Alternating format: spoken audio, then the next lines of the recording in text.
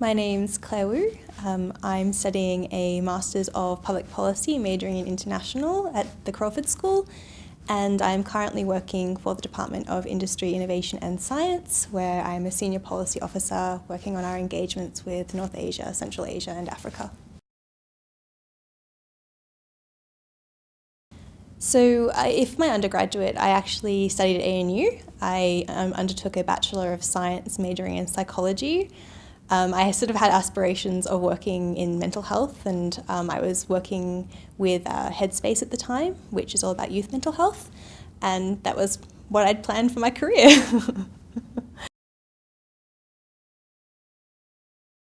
So after graduating, I actually ended up working overseas, and I was planning on returning to Canberra and commencing further postgraduate study, but I wasn't really sure what I wanted to do with my career and what pathways were open for me. So I did a lot of research, and I decided that I was probably going to come back and join the public service. And then what followed was me frantically researching what schools were available for postgraduate study.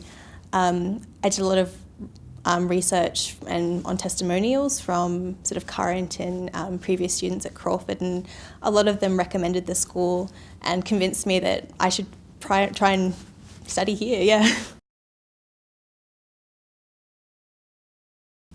What led me to doing this particular degree, the Masters of Public Policy, was a lot about the general application of it. Crawford School seemed to offer a course that provided a lot of practical, or course that could be practically applied in my everyday work life. That include economics for government and evidence-based policy making, and all of these things I thought would be practical in my career wherever I went, even if I chose not to stay in international. So before applying for Crawford School, I actually did a bridging course. So I did a graduate diploma in public policy online. I don't think that was a prerequisite, but it was something that helped me get into the course, and I didn't have to do any of the preparatory study because of it. So I work full-time, which means a lot of my study is undertaken either after hours or on weekends. So generally, my average day is coming in early on a Sunday morning with a cup of coffee and going to the computer labs to print off my readings for the next week, and just doing any research or drafting essays on assignments as they come, I guess. When I am at the Crawford School, I would be attending lectures or tutorials. I absolutely love the tutorials. They're a great option to get engaged with your fellow classmates, particularly as someone who doesn't really get to see my classmates during an average day. I think tutorials are really a great opportunity to sort of make friends and sort of expand your knowledge and your networks. I think that one of the main skills that I'd like to get from studying at the Crawford School is a greater appreciation for how different countries, I guess, develop policy and the contexts from which they emerge. And I think that that's one of the greatest things that Crawford has offered to me, at least, is that there are so many nationalities represented by the students here, and all of the systems that they come from have, I guess, emphasize the values and I guess, priorities of that country. And so being able to converse with them and to have conversations about how they do things, I think is really useful for me in the context of my work, where I want to think about how do we as Australia develop our policies, how do we feed this experience from the other countries where they've trialled certain policies and perhaps they've successful in their context or perhaps they failed. How can we then apply that in our own domestic context for our policy? And I think that that's something that the Crawford School offers its students, which is probably different to some of the other schools. Sure. So I think that there are a lot of opportunities available to students at the Crawford School. I've definitely had a lot of, I guess, fantastic experiences learning how to run programs as an NGO and how participating in trade dispute settlement processes as a developing country. There's a lot of these experiences that definitely feed into your personal growth and your ability, I guess, to undertake policy work.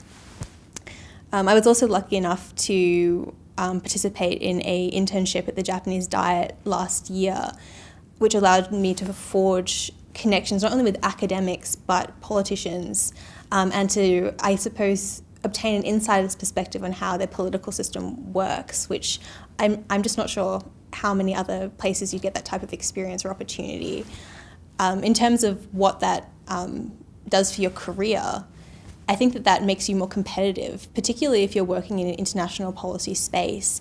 Having these experiences allows you to bring all of this consolidated knowledge of the way that a foreign system works, and allows you to, whether you're hosting a delegation from that country or whether you're briefing on certain policies that that country is doing in their science and innovation space or their technology space.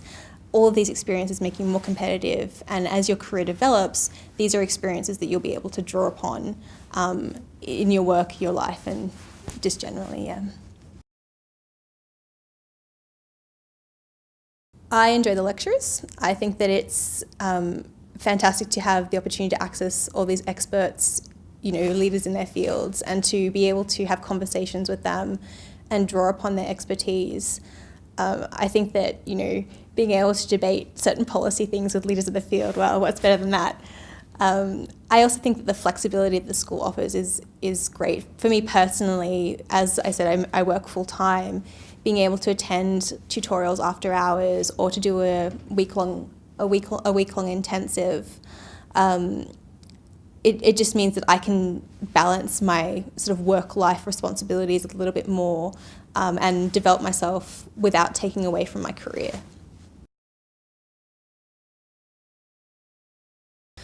I really enjoy living in Canberra.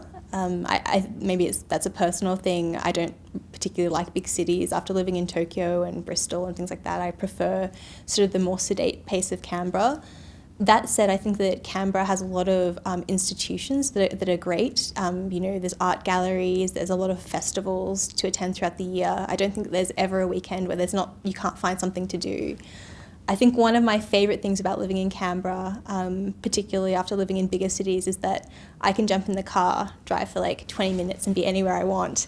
And that includes, in the middle of nowhere hiking, a trek somewhere in the woodlands. So I think that everything in Canberra is accessible. There's always something to do and there's always something to see. And that includes, cultural items, sort of like museums and festivals and, and shopping. Shopping's all right.